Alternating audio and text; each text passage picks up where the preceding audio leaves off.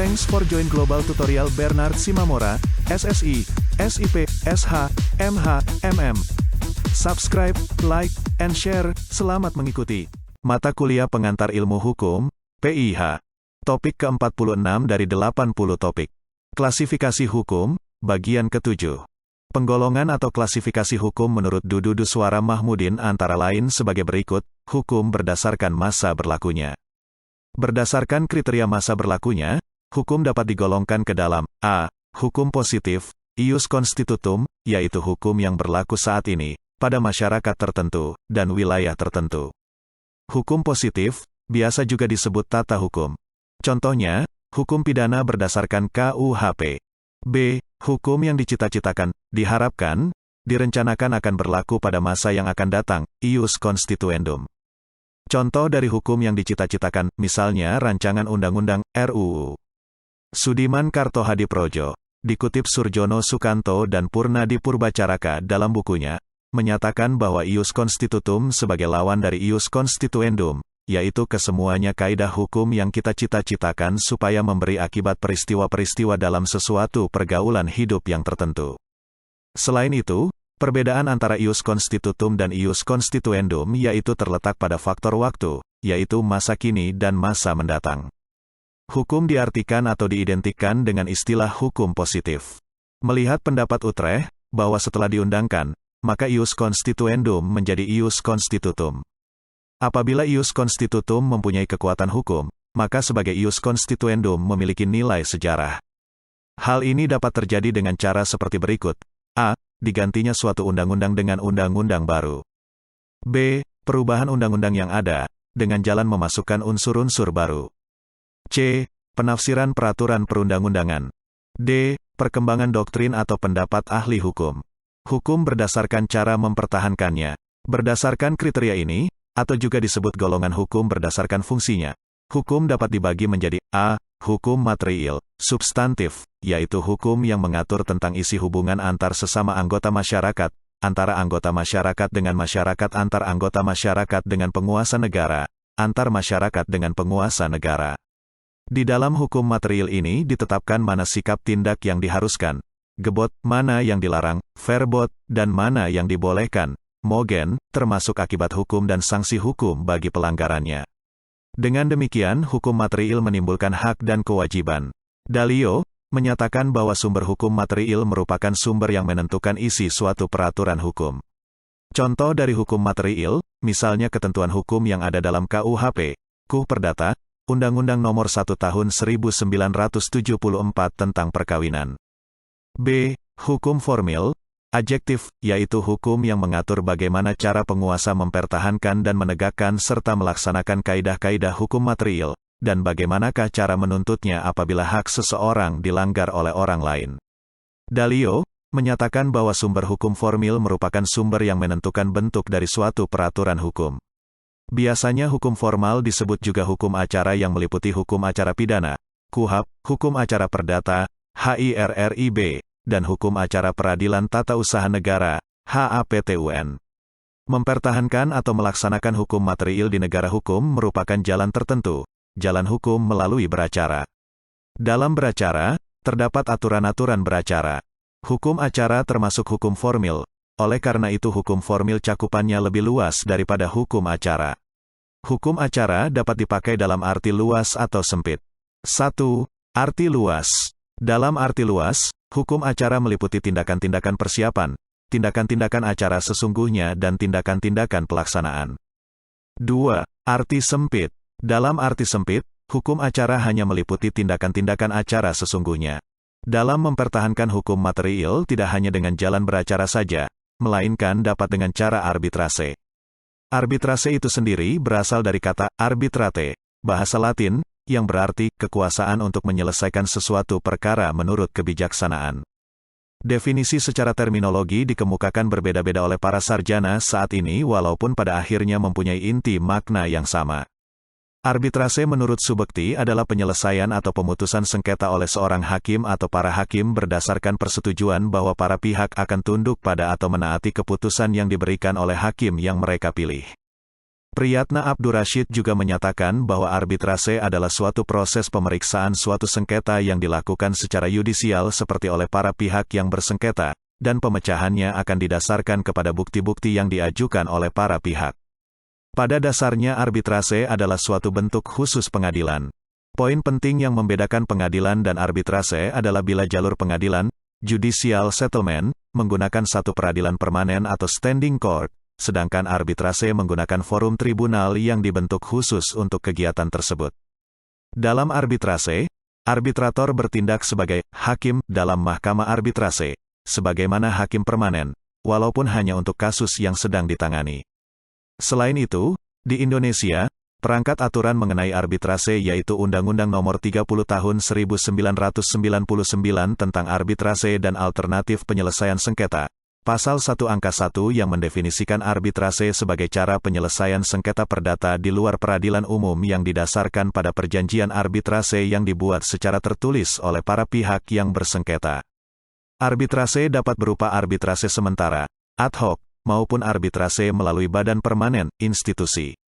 Arbitrase ad hoc dilaksanakan berdasarkan aturan-aturan yang sengaja dibentuk untuk tujuan arbitrase, misalnya Undang-Undang Arbitrase atau UNCITRAL Arbitration Rules.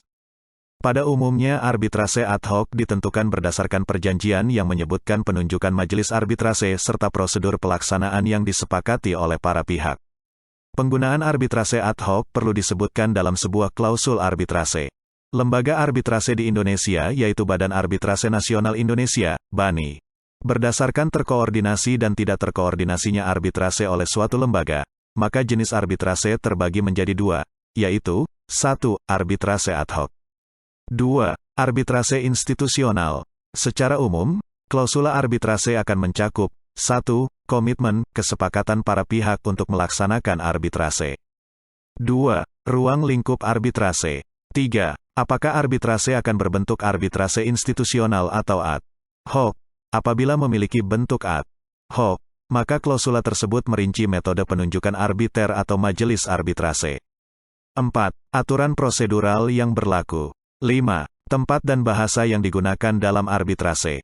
6. Pilihan hukum substantif yang berlaku bagi arbitrase. 7. Klausula-klausula stabilitasi dan hak kekebalan, imunitas. Selain itu, dalam penjelasan umum Undang-Undang Arbitrase, terdapat beberapa keuntungan penyelesaian sengketa melalui arbitrase dibandingkan melalui proses peradilan, yaitu 1. Kerahasiaan sengketa para pihak terjamin. 2. Keterlambatan yang diakibatkan karena hal prosedural dan administratif dapat dihindari. 3. Para pihak dapat memilih arbiter yang berpengalaman, memiliki latar belakang yang cukup mengenai masalah yang disengketakan, serta jujur dan adil. 4. Para pihak dapat menentukan pilihan hukum untuk penyelesaian masalahnya. 5. Para pihak dapat memilih tempat penyelenggaraan arbitrase. 6. Putusan arbitrase merupakan putusan yang mengikat para pihak melalui prosedur sederhana ataupun dapat langsung dilaksanakan. Namun, terdapat beberapa kelemahan dari arbitrase, yaitu 1. Arbitrase belum dikenal secara luas, baik oleh masyarakat awam, maupun masyarakat bisnis, bahkan oleh masyarakat akademis sendiri. Sebagai contoh, masyarakat masih banyak yang belum mengetahui keberadaan dan kiprah dari lembaga-lembaga seperti BANI. 2. Masyarakat belum menaruh kepercayaan yang memadai, sehingga enggan memasukkan perkaranya kepada lembaga-lembaga arbitrase. Hal ini dapat dilihat dari sedikitnya perkara yang diajukan dan diselesaikan melalui lembaga-lembaga arbitrase yang ada. 3. Lembaga arbitrase tidak mempunyai daya paksa atau kewenangan melakukan eksekusi putusannya. 4. Kurangnya kepatuhan para pihak terhadap hasil-hasil penyelesaian yang dicapai dalam arbitrase, sehingga mereka seringkali mengingkari dengan berbagai cara, baik dengan teknik mengulur-ulur waktu, perlawanan, gugatan pembatalan dan sebagainya. 5. Kurangnya para pihak memegang etika bisnis. Sebagai suatu mekanisme ekstrajudisial, arbitrase hanya dapat bertumpu di atas etika bisnis, seperti kejujuran dan kewajaran. Pelaksanaan putusan arbitrase nasional diatur dalam pasal 59 sampai dengan pasal 64 Undang-Undang Arbitrase. Pada dasarnya para pihak harus melaksanakan putusan secara sukarela. Agar putusan arbitrase dapat dipaksakan pelaksanaannya, putusan tersebut harus diserahkan dan didaftarkan pada Kepaniteraan Pengadilan Negeri, dengan mendaftarkan dan menyerahkan lembar asli atau salinan autentik putusan arbitrase nasional oleh arbiter atau kuasanya ke Panitera Pengadilan Negeri, dalam waktu 30 hari setelah putusan arbitrase diucapkan. Putusan arbitrase nasional bersifat mandiri, final dan mengikat. Putusan arbitrase nasional bersifat mandiri, final dan mengikat, seperti putusan yang mempunyai kekuatan hukum tetap, sehingga Ketua Pengadilan Negeri tidak diperkenankan memeriksa alasan atau pertimbangan dari putusan arbitrase nasional tersebut. Kewenangan memeriksa yang dimiliki Ketua Pengadilan Negeri, terbatas pada pemeriksaan secara formal terhadap putusan arbitrase nasional yang dijatuhkan oleh arbiter atau majelis arbitrase. Walaupun arbitrase merupakan cara penyelesaian sengketa perdata di luar peradilan umum yang didasarkan pada perjanjian arbitrase, namun lembaga arbitrase masih memiliki ketergantungan pada pengadilan, misalnya dalam hal pelaksanaan putusan arbitrase. Hal ini terjadi karena masih adanya keharusan untuk mendaftarkan putusan arbitrase di pengadilan negeri. Sehingga ini menunjukkan bahwa lembaga arbitrase tidak mempunyai upaya pemaksa terhadap para pihak untuk menaati putusan. Peranan pengadilan dalam penyelenggaraan arbitrase berdasar pasal 14 ayat 3 Undang-Undang Arbitrase, antara lain mengenai penunjukan arbiter atau majelis arbiter dalam hal para pihak tidak ada kesepakatan dan dalam hal pelaksanaan putusan arbitrase nasional maupun internasional yang harus dilakukan melalui mekanisme sistem peradilan yaitu pendaftaran putusan tersebut dengan menyerahkan salinan autentik putusan. Bagi arbitrase internasional mengambil tempat di Pengadilan Negeri Jakarta Pusat. Hendrik Zwarenstein, dikutip oleh Surjono Sukanto dan Purnadi Purbacarakan dalam bukunya, mengemukakan bahwa hukum substantif mengatur hak-hak dan kewajiban-kewajiban subjek hukum. Sedangkan, hukum adjektif memberikan pedoman bagaimana penegakannya atau mempertahankannya dalam praktek, termasuk bagaimana mengatasi pelanggaran terhadap hak-hak dan kewajiban-kewajiban tersebut.